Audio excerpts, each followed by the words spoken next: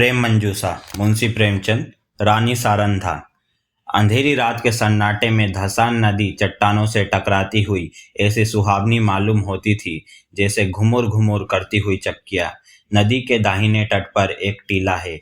उस पर एक पुराना दुर्ग बना हुआ है जिसको जंगली वृक्षों ने घेर रखा है। टीले के पूर्व की ओर छोटा सा गांव है। यह गाड़ी और गांव दोनों एक बुंदेला सरदार के कीर्ति चिन्ह है। शताब्दियां व्यतीत हो गई। बुंदेलखंड में कितने ही राज्यों का उदय और अस्त हुआ। मुसलमान आए और बुंदेला राजा उठे और गिरे। कोई गांव, कोई इलाका ऐसा ना था जो इन दुर्व्यवस्थाओं से पीड़ित ना हो। मगर इस दुर्ग पर किसी शत्रु की विजय पताका ना लहराई और इस गांव में किसी विद्रोह का भी पदार्पण न हुआ। यह उसका सौभाग्य था।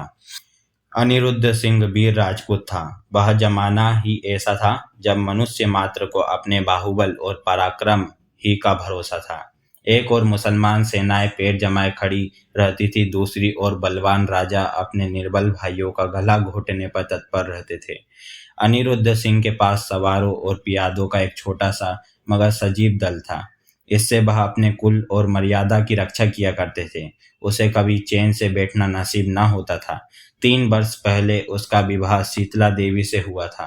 मगर अनिरुद्ध बिहार के दिन और विलास की रातों पहाड़ों में काटता था और शीतला उसकी जान की खैर मनाने में वह कितनी बार पति से अनुरोध कर चुकी थी, कितनी बार उसके पैरों में गिरकर रोई थी कि तुम मेरी आंखों से दूर ना हो, मुझे हरिद्वार ले चलो, मुझे तुम्हारे साथ बनवास अच्छा है, यह वियोग अब नहीं सहा जाता।